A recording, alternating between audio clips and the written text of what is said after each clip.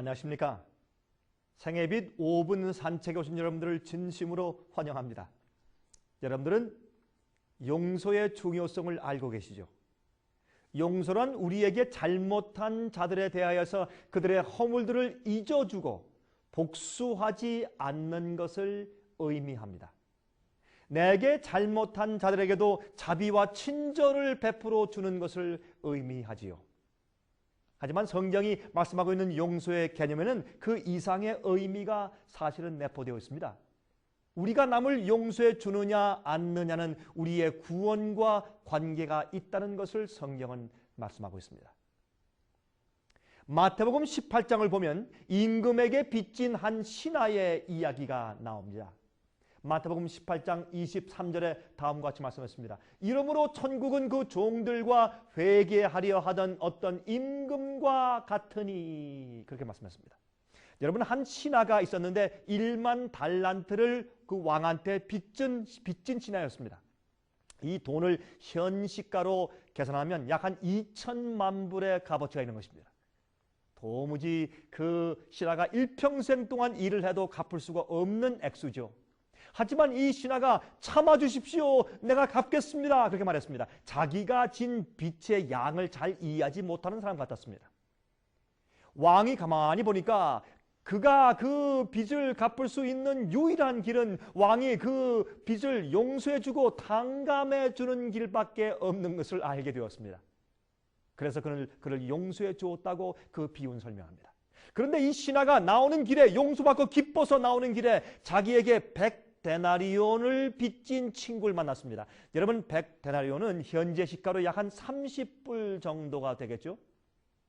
그 30불 정도 빚진 친구에게 목을 잡고 당장 갚으라 그랬습니다. 그때 그 친구가 사정을 하면서 조금만 참아주시오, 내가 갚겠소 라고 말했습니다. 그는 정말 갚을 수가 있는 그런 적은 액수였죠. 하지만 그 신하는 용서해 주지 않고 그를 목에 잡고서 갚을 때까지 감옥 속에 집어쳐 넣어버렸습니다. 여러분, 얼마나 인색한 신하입니까? 이 이야기는 우리의 구원과 관계에 있는 비유인 것입니다. 여러분, 이 이야기는 우리의 용서와 구원받는 자들의 태도에 대해서 설명해 주는 비유입니다.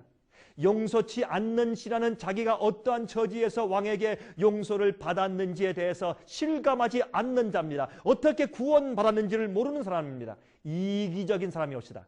그러한 자는 남을 용서할지 모르는 것입니다. 자기가 열심히 노력하면 자기의 빚을 갚을 수 있을 것으로 생각하는 사람입니다. 우리의 행위로 구원을 살 수 없는 것입니다. 하지만 많은 사람들이 우리가 받은 용서와 구원의 크기를 잘 이해하지 못하고 있는 것입니다. 그러한 자는 남을 용서해 주는 일에 인색하게 됩니다. 왕이 적은 액수를 용서해 주지 않은 그 신하의 이야기를 듣고 다시 그를 불러들여서 용서를 취소하고 그를 감옥에 가둡니다. 여러분, 마태복음 18장 35절을 말합니다. 그러므로 너희가 각각 중심으로 형제를 용서하지 아니하면 내 천부께서도 너에게 이와 같이 하실 것이라.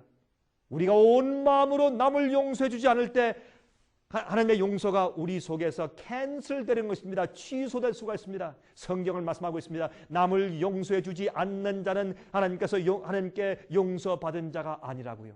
진심으로 용서받은 자는 남을 용서해 주는 성품으로 드러나는 것입니다. 하나님의 크신 자비를 경험한 자는 하나님의 자비하심같이 자비한 품성을 가지게 됩니다.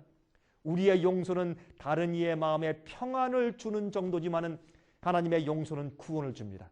우리의 용서하지 않음 때문에 오늘도 괴로움과 불안의 감옥 속에 갇혀있는 자들은 없습니까? 내 가족들, 친구들, 그들이 어디 있든지 지금 용서해 주십시오. 용서는 하나님께서 성령으로 우리 마음 가운데 주시는 선물입니다. 주님께 용서의 마음을 달라고 기도하십시오. 그리고 우리 때문에 괴로움 당하는 자들 오늘 용서하십시오. 제가 다음 시간 다시 뵙겠습니다. 안녕히 계십시오.